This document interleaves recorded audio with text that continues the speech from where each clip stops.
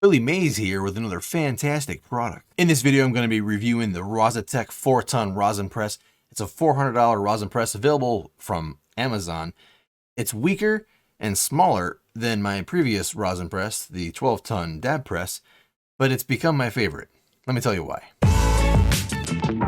What your kids know about the 420 vapes, oh. Every day I wake up. So let's go over the basics of the 4-ton Rositek dab press. It's a self-contained unit. The control box is built into the frame directly under the plates, as well as the bottle. The handle for the pump is separate, but it attaches when you're pumping it. The plates are 3x5 and they're insulated by this bamboo or other wooden material here. The plates have one coil per plate heating it, but there are dual controls, so you can control the temperatures of the top and bottom plates individually. A lot of $400 presses don't have that. Oh, and the best thing of all, the whole thing weighs less than 30 pounds. It's super compact. Lift it up. It's got a handle on top. It's really easy to move around. Very, very portable. Very portable. So if you watched my 12-ton dab press review, you'll know that one of the things I kind of complained about was all the components. Like, it was a 40-pound nunchuck set with like 3 things to hold on to. It's hard to put away, hard to tuck away, hard to hide. And even when you pull it out and set it down, set it up somewhere, it takes up a pretty big footprint. You need a setup space for it. And while 12-ton is plenty of power for a lot of things, it's really overkill for a lot of people. For most people who are just going to be squishing an 1/8 or a 1/4 ounce at a time, maybe even a 1/2 ounce at a time, 12 tons is way too much. And it's actually overkill. You can squish too fast or squish too much and ruin your rosin. So 4-ton, 6-ton is actually the ideal range for a lot of home squishers, which is why in my 12-ton rosin press review, I kind of ended it recommending a 4-ton or a 6-ton press. The smaller press that I recommended before is $369 on Amazon for the 4-ton dab press, and it's kind of janky when you compare it to this one. If you look at the pictures, it's just the control box is like just bolted on the side, and it's, you know what I mean. This press is more compact, dual PID, whereas the 369 version that I recommended in my previous video was only single PID. This one's dual, and this one's not fugly. If you're new to my channel, I'm also not fugly as far as I know. But the beauty is, hey, what the fuck? Am I in a Discord? What's up, Scooter? Yeah, anyway, I'm recording right now. I got all my shit recording. Indeed, I'd like to stay in sesh with you. Maybe in about 20 minutes I'll be done. Be video editing. All right. Have a good start to your day. See you soon. What in the actual fuck? Jesus, how did I end up in the Discord? You should pop into the Discord if you're not already there, because there's a rosin channel. You can talk to other people who are rosin experts. People there know more about squishing rosin than I do. I just happen to have more presses because I'm a content maker. I'm an internet reviewer, and I got the hookups. So speaking of having the hookups, where were we? Oh yeah, my name is Troy. If this is your first time here, I quit my job to pursue my passion, and my passion is geeking out on weed gadgetry. I really like weed vapes, like dry herb vapes, dab rigs, not smoking so much. I mean, I do smoke the occasional blunt and the joint and the bong rip and shit like that, but I like to consume my cannabis with dry herb vapes because they taste better and they actually get you higher. So peruse my channel to learn more about dry herb vapes and see how I consume my daily cannabis. And hit up 420 Vape Zone for all your weed vape needs, and support me on Patreon because YouTube has deleted me twice. Most recently at like 38,000 subscribers. So I appreciate you hitting the like and the subscribe button. All right, now let's do some back and forth likes and dislikes on this press. I want to jump right into the opinions here. Likes. It's a lot of press for $400. For $400, it's a lot. You're getting a dual PID. You're getting insulated. You're getting 3x5 plates. It only has one coil per plate, which basically that means that if you're doing a bunch of squishes in a row, your plates are gonna take a little longer to recover. So dual coil heated plates are more expensive because the controller box is going to have to put more power into heating that plate. But the dual coils will keep those plates more evenly heated, and they'll recover their heat more quickly when you're doing your squishes. I haven't really noticed a performance difference with a single coil versus dual, but I know that the dual coil is like a luxury item. I'd rather have dual PID over the dual coil. And rather than going through all the likes and then doing the dislikes, I'm going to go back and forth on the likes and dislikes. So the first like is a lot of press for 400. It's a complete package for $400. Now dislikes, there's not enough magnet space. Like there's like the logo plate here where it says Rositek is magnetizable magnets, and you can stick your magnets there for holding your parchment paper up, like you can hold a top flap up. But if you're OCD like me and you want to pin your parchment paper nice and flat and keep it neat and tucked and tidy, and you want to put magnets on the bottom, there's nowhere for the magnets. Like you can put a magnet on like the Allen screw that connects the bottle jack to the bottom plate, but that's not what I want to do. It's not what I want to do. The magnets only stick to the sides of the frame here. But back to the likes. This thing is self-contained, only 30 pounds, and actually portable. Like when I went to make this video just now, like 10 minutes ago or whatever, to pull the rosin press off of my shelf, I just had to bend down, grab the handle, pull it out, and put it on the desk. It was so easy. It has a small footprint. My 12-ton press is a nightmare. Even just to pull it out and squish rosin, the 12-ton press with all of the components, it needs a permanent home because it's just too cumbersome to hide and pull out. This one is so tiny. It's like a 12, or like what is it? Here, let me measure. I have a fucking measuring device right here.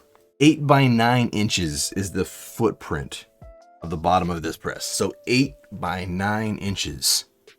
That's the footprint. And then the height is also pretty small, you know, it's like the height of my arm. Back to the dislikes column though. It came with nice magnets and nowhere to put them. They're nice. Like they're little like little push pins. This is what I want. This is what I buy on Amazon for like my whiteboards, and I want my whiteboards to look nice when I'm moving shit around. These are fucking badass magnets. I love them. But there's nowhere to put them. There's like, it came with, I forgot how many it came with. I think it came with like 8. It came with a bunch, which is awesome. I love them. Cool magnets. But the only place to put them is like the side frames, which I guess you can use, well, you can't use because the parchment has to be cut. See, the parchment has to be in here and it won't be able to extend out there unless there's like some weird fucking folding trick that I haven't learned yet to make the paper extend there. If there's a magic paper trick where you can pin the paper out here, well, even then it's gonna pull your shit. All right, back to the likes. 3x5 plates. They're not huge, but hear me out. This is a small press. This is a really small press. I've looked at a lot of 4-ton presses. A lot of 4-ton presses have 4x4 or 3x4 or even smaller plates. They're even smaller. I've seen 4-ton presses with like 2 by 3. You know, like tiny plates. 3x5 gives you a lot of working space. You're still kind of limited to bottle tech, which is potentially a dislike, but for me, I'm actually more comfortable with bottle tech, which we'll get into later. So I'm actually really happy with 3x5. I could even do 2 bottle techs there if I wanted to push my limits. Dislikes. This is a legit dislike instead of complaining about the magnets twice. The pump handle when you're pumping does kind of interfere with like your parchment when you get like parchment spread out here and you're doing your pumping. The pump handle, you know, is going to be interfering with your parchment. And if you have rosin flowing like a river down your parchment, then your handle is going to be, in a way, first world problems, you know. But just something to complain about, because I had to put something in the dislikes column. And honestly, they kind of nailed it with this press. This model is called the RNP, I believe, from Rositek. And I think it stands for really nice press, but it could stand for something different. I'm not completely sure. Now, is a rosin press even right for you? I feel obligated to put this in there because I have received a lot of questions and people that were very interested in purchasing a rosin press, but then they don't have access to very good cannabis, or they have access to high quality and affordable concentrates already. So there's a couple things to consider before you buy a rosin press. Rosin pressing cannabis into dabbable concentrates or edible concentrates is very much a fire in, fire out, FIFO situation. So when you have a fire in, fire out situation, it also means garbage in, garbage out. So if you put crap weed into it, you're not going to be able to just turn it into dabs. It doesn't work that way. I mean, it kind of does, but it really doesn't. I mean, even in the BHO world, you're still getting shitty dabs from shitty product. So it's not a magic toolbox. It's not a magic machine. Now, if you grow, this is a must. Like, you have to have a press if you're growing. If you're growing cannabis, it's such a handy tool. Such a handy tool just to take your fresh product, stuff it into bags, and squish it and turn out high quality, fresh blonde rosin. It's so dreamy. It's so dreamy. Growing and making fresh dabs. I can eventually see myself even skipping the flower altogether and just making hash rosin. So like growing, turning it into a bubble hash or a dry sift hash, and then taking that hash and squishing it for a hash rosin, because that's the ultimate dab experience right there. Try to stop grabbing your mouse before you stop talking. Now let's talk about, is 4 ton enough? Because this is a pretty small press at 4 ton. My previous press, my other press still on the shelf there, is a 12 ton. And as I said, it's overkill for most, or for many. Is 4 ton enough though? So with this press and with the max opening, by the way, the opening here, they didn't really go over the functionality of the press, but it should be obvious. It pumps with this thing, and then when you want to release it, you can either turn the thing here by hand, to the left, or you can turn it with this thing with a little wrench. And why am I looking at the wrong camera again? So is 4 ton enough?